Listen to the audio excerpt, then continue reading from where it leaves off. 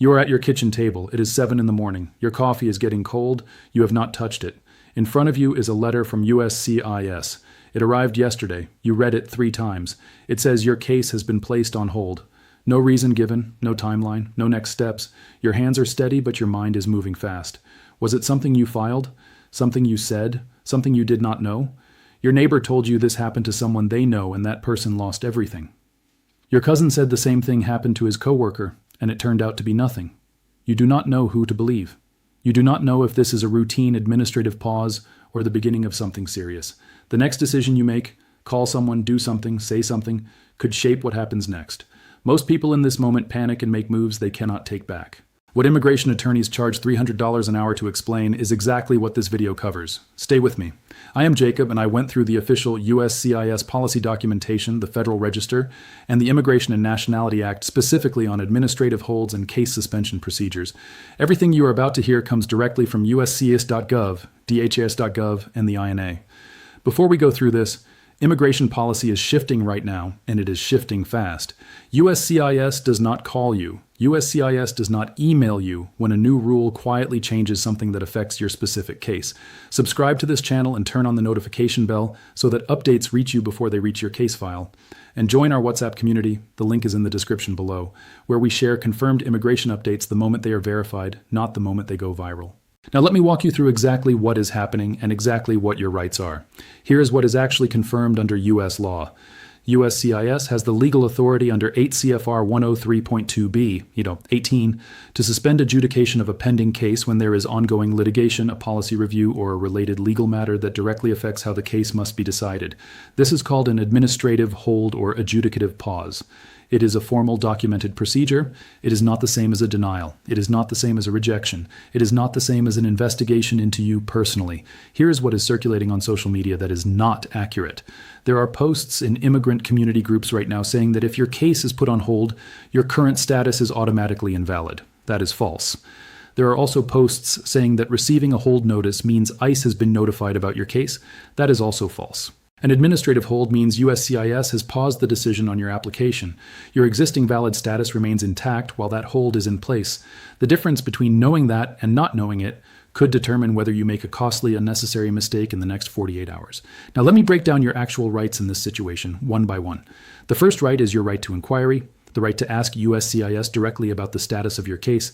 Under 8 CFR 103.2b, 1, any applicant or petitioner who has a pending case has the right to make a status inquiry. This means you can contact USCIS legally and ask why your case is on hold without that inquiry being used against you. The exact words to say when you call USCIS at 1-800-375-5283 are these: I am calling to make a status inquiry on my pending case. My receipt number is your number. I received a notice that my case has been placed on hold, and I am requesting information on the reason and estimated timeline. Say that, nothing more. Do not say, I am worried something is wrong. Do not say, did I do something wrong? Do not say, is this because of my neighbor's case or my cousin's case or anyone else's case? Every additional word you add gives a USCIS agent an opening to document something they did not need to document. Short, specific, factual.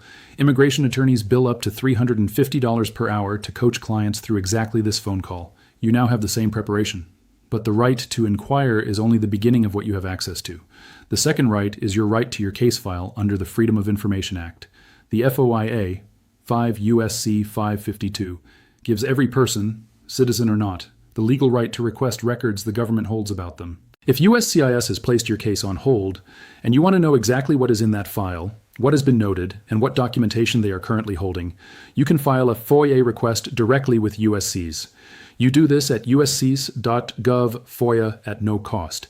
This is important. FOIA requests are legal, routine, and do not raise a red flag with USCIS. Attorneys and accredited representatives file them constantly. What you are requesting is your own file, information the government already has about you. You are not requesting anything secret. You are not challenging anything. You are simply exercising a right that exists in federal law. Consider what happens when someone does not know this right.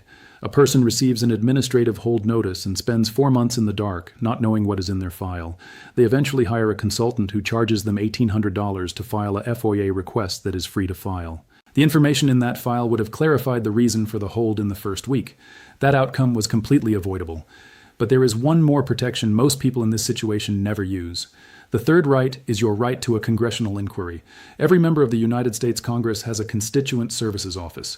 If you live in the United States, regardless of your immigration status, your local congressional representative can formally inquire with USCIS on your behalf. This is legal. This is free. This is used every day by immigrants across this country.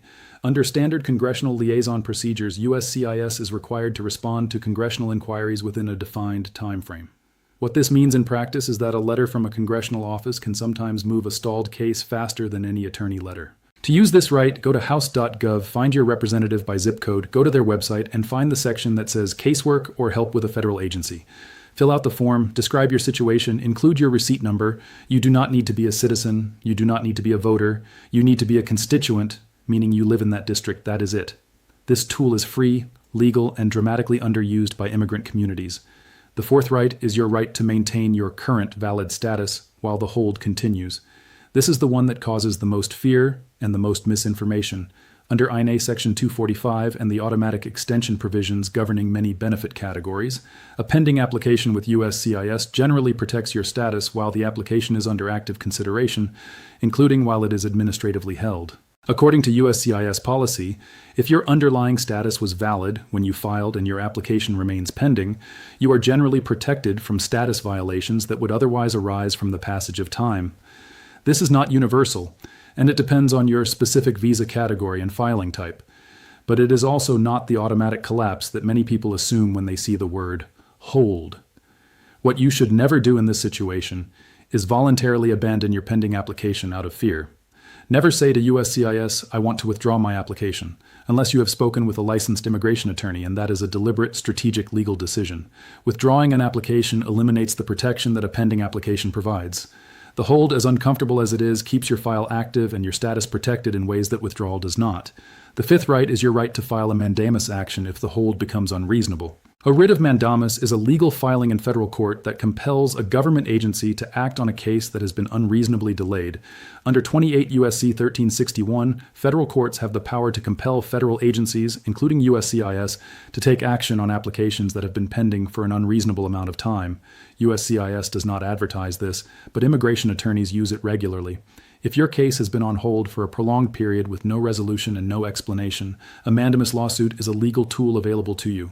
This requires a licensed attorney and is not a first step. It is an escalation step, but knowing it exists means you are never truly out of options.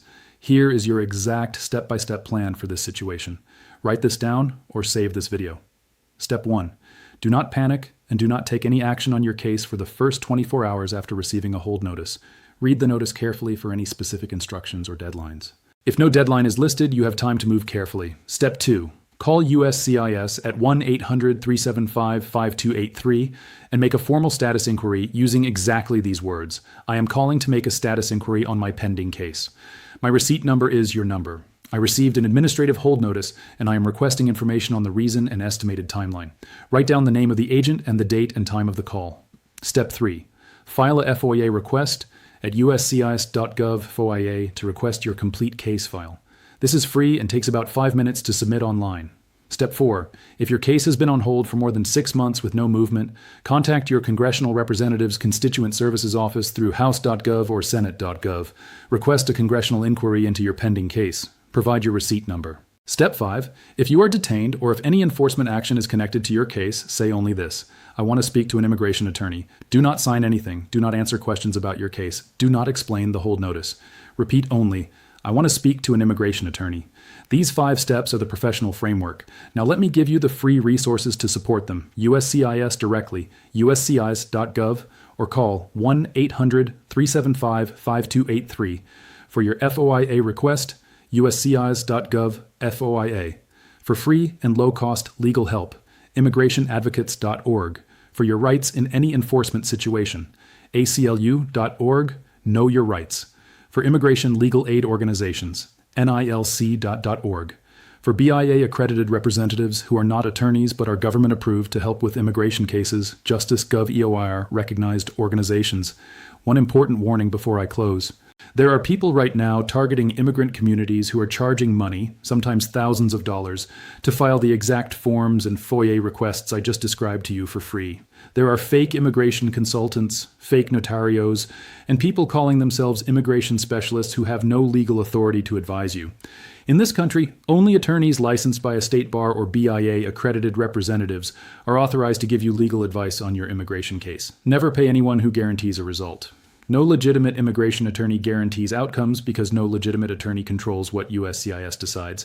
If someone promises you your case will be resolved for a fee, that is not a professional. That is a risk to your case and your money. Now I want to hear from you.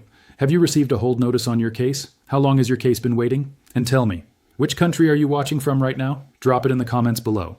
Your question may become the next video on this channel. I am Jacob. You have rights in this country. Knowing them is not defiance, it is protection. Take care of yourself.